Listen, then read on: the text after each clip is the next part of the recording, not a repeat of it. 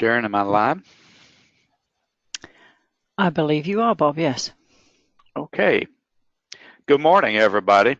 Welcome to the February AEE chapter webinar. We are glad that you're able to join us today, and we've got a really good program lined up for you today. I heard something this morning that I thought was very interesting, and I'll pass it along to you. Do you know why February only has 28 days in it? Well, the Caesar Augusta was not happy that August didn't have as many days, so he took some from February and put them over into August whenever he set the calendar up. So there's your knowledgeable point for this morning. I'd like to welcome you. We're going to be talking about CEUs this morning, and to do that, we've got before we start with that, we've got Sharon Houston, who's going to give us a little video and some great information. So Sharon, take it away.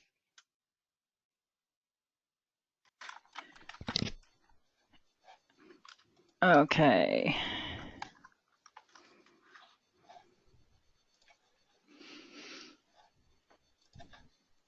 All right, can you hear me? Yes. Perfect. Okay. Hi, everyone. This is Sharon Houston from AEE. I'm just going to give you a little bit of an update on some of the things that have been happening here at AEE. I believe you all know that we have updated our shows, and we're in the process of updating all of our training also. So let me get to the beginning right here rather than the end. That might help. Okay, so we have 3 shows coming up this year. As always, what was previously GlobalCon is now AEE East, and will be happening in March the 20th and 21st in Boston this year. We also have AEE West, which used to be EMC. That's in Santa Clara this year, June 5th and 6th, and what was WEEC is now known as AEE World. And that is in September in Washington, D.C. So we hope you guys can join us for all of those. In addition to that, we've actually launched some new websites. So we have a new education website, as you see there, that's the top one. And then there is a site already up and running for AEE East and one for AEE West. So please visit those to get more details on those events. And I'm not sure how long, but it probably is going to be pretty soon that we'll have the World Conference website up also. But with regards to training, as many of you know, we parted ways with our training partner at the end of 2018. So we have been in the process of reorganizing all of that. And we are very pleased to say that we're pretty much on schedule with most of our live certification seminars.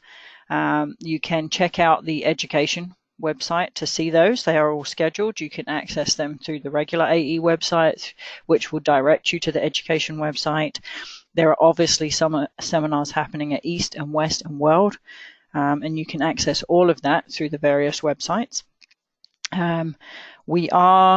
We've had lots and lots of questions about online seminars. We have been diligently working to get the live seminars up and running first, because we have to coordinate hotels and things for those too. So we're almost finished with those, and then we will be moving on to looking at the online seminars. And obviously in that process, we've got in-house seminars to consider too. I'm very pleased to announce that AEE has employed a new training director. Her name is Teresa, and she will be joining us on, I believe, March 11th. So not Monday, but the following Monday.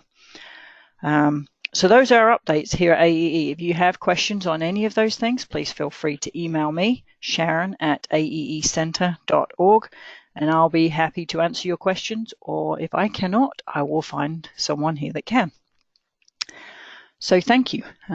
Without further ado, I am going to pass on over to Ruth Whitlock, who is going to begin talking to you about AEE CEUs and the roles and responsibilities of chapters in helping their members to achieve those.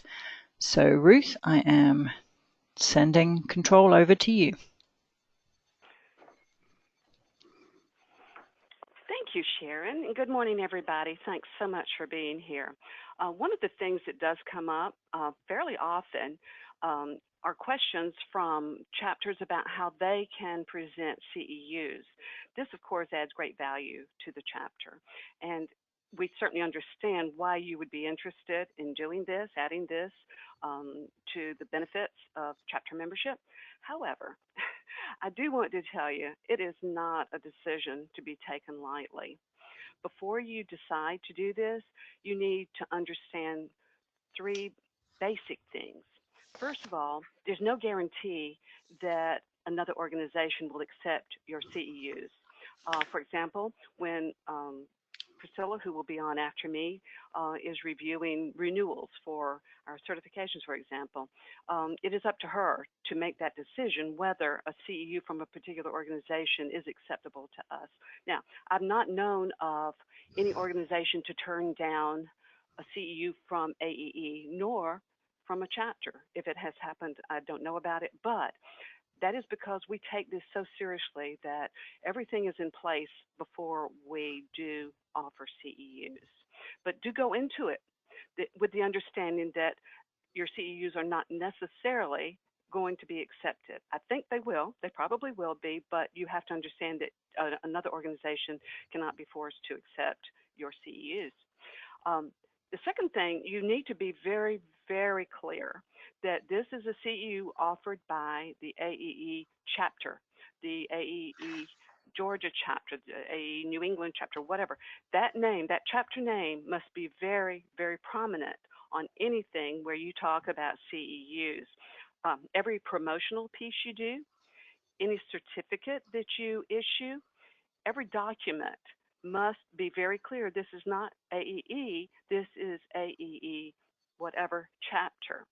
And there's a reason for this. We are ANSI certified, and ANSI is at the liberty of going to any source of a CEU and asking for documentation.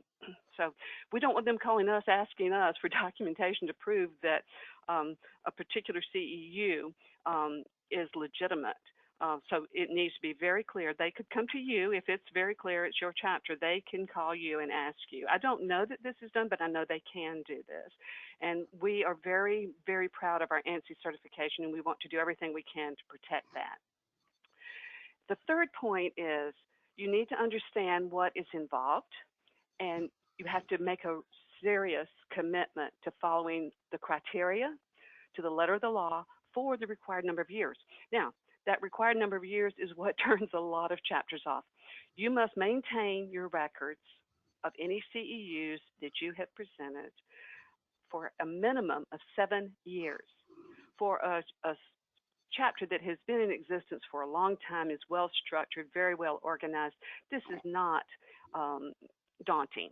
But for a young chapter, it could be. So it really needs to be considered before you make that commitment. You need to know where those records are at all times, because you could be asked to provide information from those records at any point up to 7 years after the event.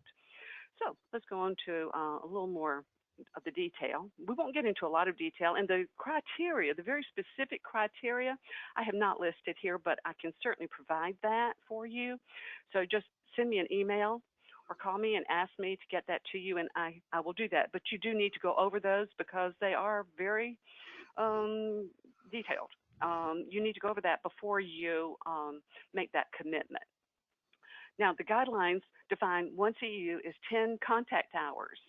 And this has to be under explicit organization. It cannot be spontaneous. You have to have it planned, and you have to have very meticulous records of it.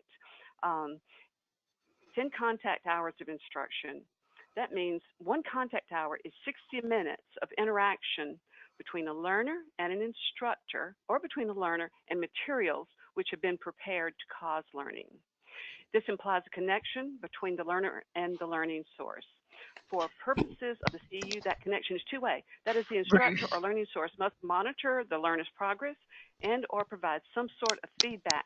So you can't just have someone lecturing for an hour. You need to have some give and take. As I said before, it can't be spontaneous. It must be well planned and documented. This hour cannot include breaks, meals, socials. It has to be actual learning time. It can't include assigned reading, that sort of thing. It must be actual instruction time in a classroom. And here's the bad part. The CEU sponsor must maintain permanent records for a minimum of 7 years for each participant. The record should contain the name and address of the sponsor, that's the chapter, the individual's name and any ID numbers you're using, the title of the course, the completion course of the date of the course, number of CEUs awarded, and any assessment results that you have. You can issue a certificate of completion, but that certificate will not take the place of the permanent record. As you can understand, this is why some chapters do take this into consideration and decide they don't want to make that commitment for maintaining records for 7 years. And it is important that you understand the importance of keeping those records. And as I said, I have the specific criterion. There are 10 criterion that are listed that are very detailed. If you're interested in those, if after this you think you would like to offer CEUs, and as we said, we can certainly understand why a chapter would want to offer CEUs, and some do, and they do it very successfully. So I'm not trying to scare you, I'm just trying to prepare you for the reality. If you're interested, let us know. Priscilla will be able to give you more information about how we deal with that in our process, our certification renewals. And if there are no questions at this time, I will turn this back over to Bob. Thank you very much, Ruth. I really appreciate that. Good information. And if you have questions, be sure to go to your questions bar and bring those in. Send them to us, and we will be glad to get back to the individual, whether it's Ruth or Priscilla, who's coming up next, and let them answer your questions. We've got a good number of people online today in the webinar. So without further ado, let's move over to Priscilla. And this was Priscilla Rivera. And she is now going to continue and give us some additional information about CEUs. Hello, everybody. My name is Priscilla Rivera. Thank you both for your introduction. And I am the one in charge of all certification renewals, not only for the US, but international as well. When people renew their certifications online, that goes through me, and I am the one verifying and reviewing every single renewal. So sometimes people think that it's just taking too long, but just be aware that it's just one person trying to do the best of what I can to get things done around here. Ruth was just mentioning a few seconds ago in regards to the CEUs awarded by the AEE chapters, and I just want to give you a little bit more information about it. In regards to the keeping the records, that's something very easy to do. It could be an Excel spreadsheet, or it could be a Word document for each meeting that you guys have. You just have to put in the information, type it in. You can use Google Docs. That way, when the next leader subject chapter take place, they will have access to those records. That's not very difficult to do, so don't be scared just to find out that you have to keep records for 7 years. So that's an easy thing to do. If you need some help, we're here to help you guys, so please don't be afraid to contact us. The other situation that we have usually problems with renewals is in regards to the CEUs. A CEU, a continuing education unit, the U is a unit, and it's in a standard for education that it means 10 hours of class. So people have the tendency to confuse an hour of class with one CEU. Many providers, they call the hours of training per se in very different ways. Some organizations, they refer to each hour of class as a CE hour, or maybe a PhD, an AA credit, a GBI credit, an LU, or just simply put a contact hour. For each hour of energy-related training, you will be able to claim 0.2 credits towards your renewal. And for every renewal, you need to show 10 credits. 10, and it's divided this way. For employment, you should be able to claim up to 3 credits per renewal cycle. If it's just a renewal, reinstatements are different. Let me explain that later. For memberships, regardless of how many memberships do you have in good standing, AE, ASHRAE, ASME, you name it, you can only claim up to 3 credits per renewal cycle. That's it. Offices held. Offices held, it means that you don't have a membership, but you are in a elected position in a professional engineering society, such as president, vice president, secretary, treasurer, committee member, etc. It means that you can claim up to 1 credit per year holding that position. It's not having a membership, it's just holding a position in the board of any of professional society organization. In regards of training, as long as energy related or related to the topics for the body of knowledge for the certification that you're trying to renew, all the credits are going to be accepted. So once again, for each hour, 0.2. For each CEU, that it means 10 hours of class, you will be able to claim 2 credits towards your renewal. In regards of the awards or paper presented, as for what say, one presentation, it should be at least 60 minutes, but we are only required for presentations more than 25 minutes. We are not looking forward, maybe we have in the past people saying, but you know, the information that I had to collect and search and research to give this speech or to give this class or to do this presentation, it took me 6 months. I'm sorry, we can only accept up to 2 credits per energy topic. Those presentations are not going to be the ones given to clients. For example, if I am a consultant and XYZ organization is my client, and I'm giving training to 30 people, but my main role in my consulting company is to train people, I am not going to be able to claim those credits because that's my main job. The same with, for example, if you are in your organization giving a presentation to a client, that it won't count.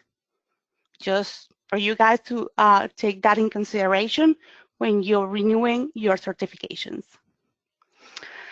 In regards of the awards, that's another gray area right there, but it's very easy to understand as soon as you know that if the award is energy related and is given to you or to your energy department where you're a head or part of the team who won that award, yes, you're going to be able to claim 2 credits per award in the last renewal cycle, which is 3 years.